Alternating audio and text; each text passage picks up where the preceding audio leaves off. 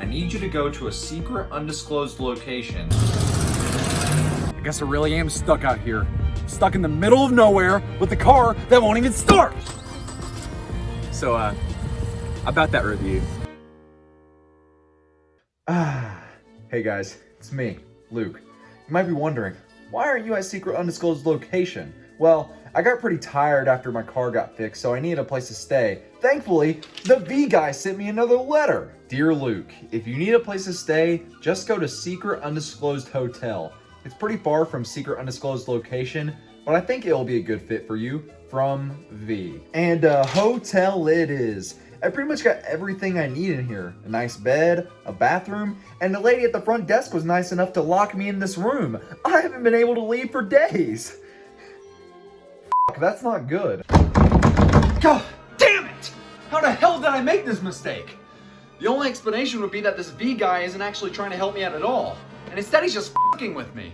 Maybe it's some sort of plot to where he's gonna do something horrible to me, and I'm too much of a dumbass to understand that. Nah, V would never do that. I could certainly trust a guy I've never met before.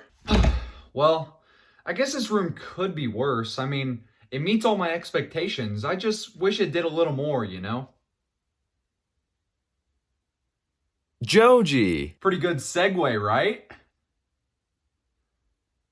Right? Joji is an interesting artist to me. I've pretty much been following his career way before the Joji stuff even began when I watched his highly offensive, highly satirical, and now defunct YouTube channel, TV Filthy Frank. I would go into detail about this time of his career, but let's be honest, if you're watching this video, you definitely know George's beginnings. Rather, we're gonna talk about his music today, and I'm not talking about the pink guy stuff. Sometime near the end of the Filthy Frank era of George's life, he ended up joining the 88 Rising label among other artists like Rich Brian, Nicki, August 08, and many others. But even before that, he was releasing music under the Joji moniker on SoundCloud. Songs like Thumb, You Suck Charlie, and Plastic Taste were some of my favorites off this SoundCloud account. And before he had ever had a major release, I would continually return to these songs as well as the other ones he posted there. I know Chloe Burbank Volume 1 was never officially released, but it would have been so cool to see these songs on a legit project instead of one of those unofficial fan-made compilations posted to YouTube. Something about those early Joji tracks always stuck out to me. I mean, they obviously weren't the most polished, well-made songs in the world, but they had a certain quirk and charm to them that you couldn't really get anywhere else. But who knows, maybe I'm talking out of my ass. Anyways, when looking at the Joji of today, it's pretty phenomenal he burst out of the YouTube bubble he was in to become such a popular music artist. Like, that's something not many people are able to accomplish. YouTubers on every end of the spectrum have tried to break out into other mediums, whether that be movies or late night talk shows, and they always seem to fail. So you're telling me that a guy who made videos about eating hair and having public mental breakdowns in a pink morph suit found a way to successfully become one of the hottest pop artists right now? I don't know how the madman did it, but he fucking did it. So to sum it up, I've been following Joji's music career pretty much from the beginning. However, because of this, I feel like I've always viewed it through a biased eye. When In Tongues first dropped, I and many other fans loved it, but critically it received mediocre to negative reception. Was I missing something? Was he not as good as I remember him being? So I thought I would go back through Joji's official discography so far and see just how much he's improved over the years. Plus, Nectar came out recently and I want to talk about it, so yeah. You know, I think talking about Joji's music will really get my mind off this sad and depressing room. I mean, all of Joji's music is really happy-go-lucky all the time, so I'm hyped to say the least. I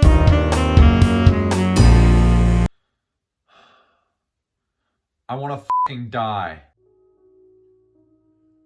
In Tongues to me is sort of a weird EP to discuss. For starters, I absolutely adored it when it first came out. I couldn't stop listening to it, and I was convinced that this was one of the most groundbreaking pieces of music I had ever listened to. But to be fair, this was before my music taste got absolutely fucked by JPEG Mafia's veterans, so I wasn't as musically based as I am now. Upon a more recent listen, this EP just reeks of mediocrity. For starters, the production is in the same vein as his earlier stuff on SoundCloud and has that same unpolished lo-fi lo-fi, sad boy aesthetic that everyone knew him for. But on this EP, it completely lacked the charm and uniquity those early SoundCloud cuts had. I think the easiest way to know what I'm talking about is the lack of variation in the production. On songs like Thumb and Rain on Me from his SoundCloud account, they were multi-phased. Each song, while short, had different sections and beat switches that kept the track fresh and interesting throughout the whole listen. Joji around this time did not have the best lyrical content, so he had to make up for it with his production. And with a simplistic production style like Joji's, the best bet he had to make these tracks interesting for an entire 3-minute track was to add multiple beats and sections to the songs. Either that or the songs had to be insanely short, most of them being 2 minutes or less than that. And for the most part, it worked out for him. That's why myself and many others loved this SoundCloud era of Joji. But this jump into the mainstream could have been a bad thing for his first official EP. I mean, so many artists, when they become more professional, tend to lose their initial appeal. But come on, that can't happen to Joji. It's not like he'll dumb down the production, removing the multi-phase style of his earlier tracks and instead going with a stretched out, boring lo-fi beat that doesn't change whatsoever for more than 3 minutes. No way he would do that.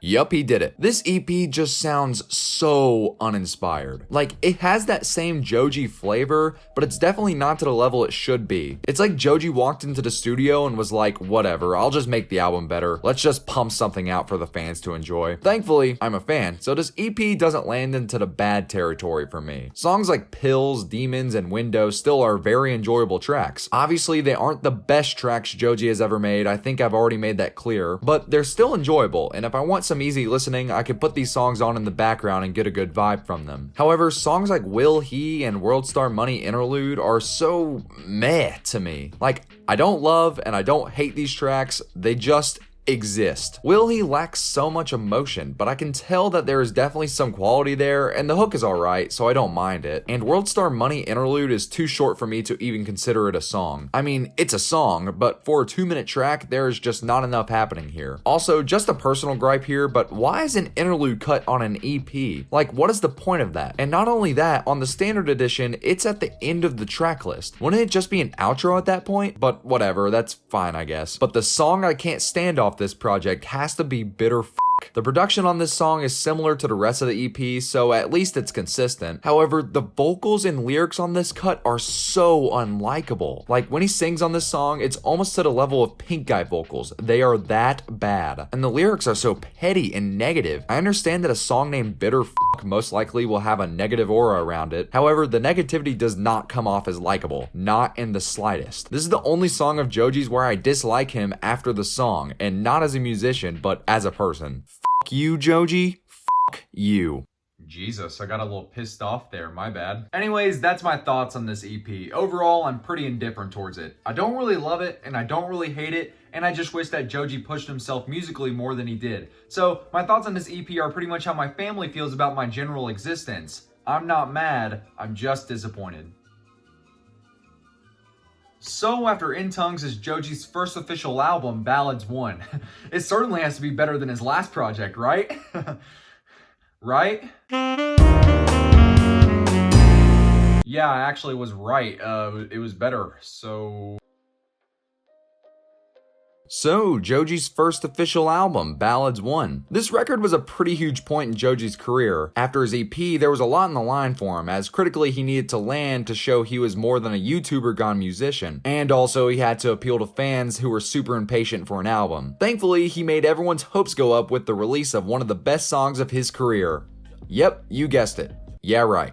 Ha! Nah, it was Slow Dancing in the Dark. Holy shit. What can I say about this song that hasn't been said already? Not much. The beat, gorgeous. The lyrics, a little simple, but they hit different regardless. And the vocals, oh my god, the vocals. It sounds like Joji died and then turned into an angel and decided to give us the sound waves of heaven. Not only was this song a hit, but it showed everyone that Joji was fully capable of actually making phenomenal music. So after a couple more singles released, Ballads 1 was finally released to the masses. And what did it give us? the same lo-fi garbage, but it wasn't garbage. It was sort of like, do you know that one saying where it's like, one man's trash is another man's treasure? Well, it was good, but it wasn't like treasure.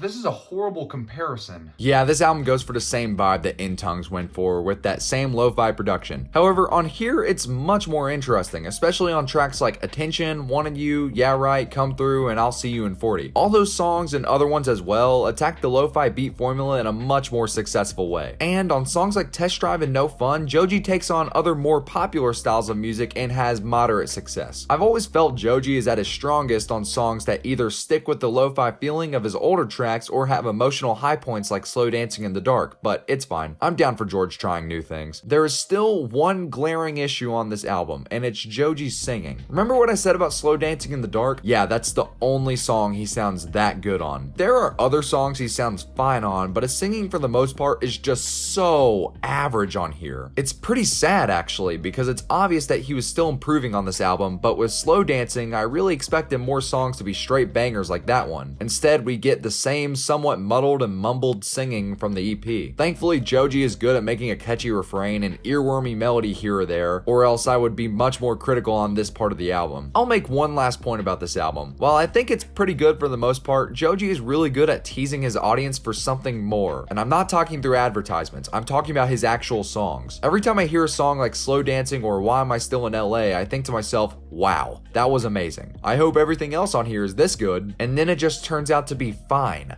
That's the issue of Joji's music. It's just fine. It's obvious that he is capable of so much more, and he has shown us that time and time again. But when it comes to making full-length projects, he is so spotty. It's like he'll get 4 or 5 amazing songs, and then the rest of the tracks are just fine. I understand it sounds like I'm putting too much expectations into Joji's music, but it's not me, it's Joji. This man is great at releasing the best songs off an album before the album drops. It hypes up everyone to listen to the album, and when they do, they realize, hey, that was good, but the best songs were definitely the singles. It shouldn't be that way. You should have it to where everyone finds something special about every song on the album. I'm not saying make it perfect, but when you make the quality shift so much on one project, not only does it make the album sound inconsistent, but it just disappoints people in the long run. Damn, wouldn't it suck if Joji disappointed people on the newest album as well? Wouldn't that suck? Finally, the most recent Joji album released, Nectar. Nectar, from the sound of the singles, was going to be much more ambitious of a project. The old lo-fi aesthetic of his music was pretty much gone, and instead we got oh my god, the singles for this album were amazing. They were so grand and cinematic, and the production was so visceral and well made, and Joji's singing was consistently great on all 3 tracks. It was like we got 3 Slow Dancing in the Darks in a row, and they were all better than Slow Dancing in the Dark. Oh, and that one too. I mean, it's good, but it's fucking Diplo, who cares? So the single game was out of this world. The music videos also showed that maybe Joji was going for something more conceptual on this album, and everything was showing that this album would be Joji's big break. And it has turned out to be a big break commercially. This album is doing great on that front. However, how's it doing critically? I mean, it's good. Yep, that's it. Just good. Once again, Joji astounds me at how he can somehow release the best songs way before the actual album releases. As far as the sound of Nectar, Joji essentially strays away from the lo-fi vibe of the past and has now gone full pop and R&B. Songs like Ew, Modus, the previously mentioned singles, Like You Do, and Afterthought have some of his most polished production up to this point. However, there are a few songs the production falls flat on, like High Hopes and Nitrous. Speaking of those 2 songs, they are the most filler songs Joji has ever released. In fact, that's a huge problem with this album. In the past, the less memorable songs on Ballads 1 always had something that warranted them being there, whether it was a feature or a catchy hook. But here, they are truly filler to the fullest extent. This project would have been so much better if like 5 songs were cut from the final product. Thankfully, Joji's singing is so much better on this album. It's consistently strong on the entire playthrough, and even on the filler songs is single-handedly saving the track from just becoming bad at that point. But here's my major complaint. I can't help to think that Joji is sort of wasting his potential here. Up to this point, Joji has been perfecting the lo-fi sound he had before, the one I've brought up this entire video. I think on Ballads 1 was the first hint of him perfecting that sound. It wasn't quite perfect, but it was getting better right in front of us, and I was ready to see how much better it got on the next release. But it's not here anymore. I might be alone on this, but I want him to bring it back. For me, the perfect Joji song is one that encompasses his modern singing style, the emotional peaks of songs like Run and Like You do, and that lo-fi production everyone knew him for. To me, that is the quintessential Joji sound that is unique to him. Without one of those aspects, he's good, but he's not Joji to me anymore. He's just some pop singer like everyone else. Like I said, I bet most people won't agree with that, and that's fine, but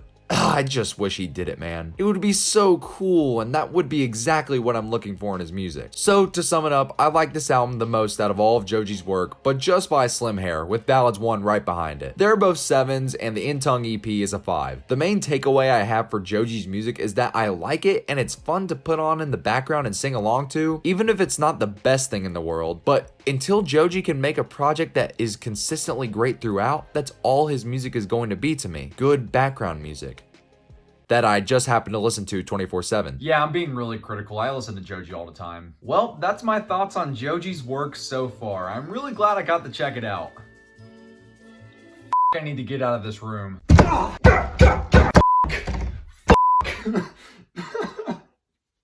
This is so stupid.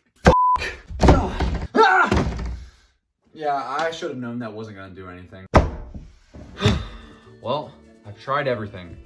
I guess I'm gonna be in this room for a while.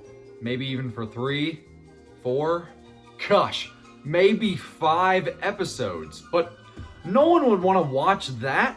There has to be some sort of plot device that can get me out of here right now. Huh, looks like when they tried locking the door, my shoe was in the door frame, stopping it from closing. So either I'm an absolute dumbass for not realizing that, or I'm insanely weak because I couldn't open a door that was already opened. No way. It can't be either of those things, right? No way.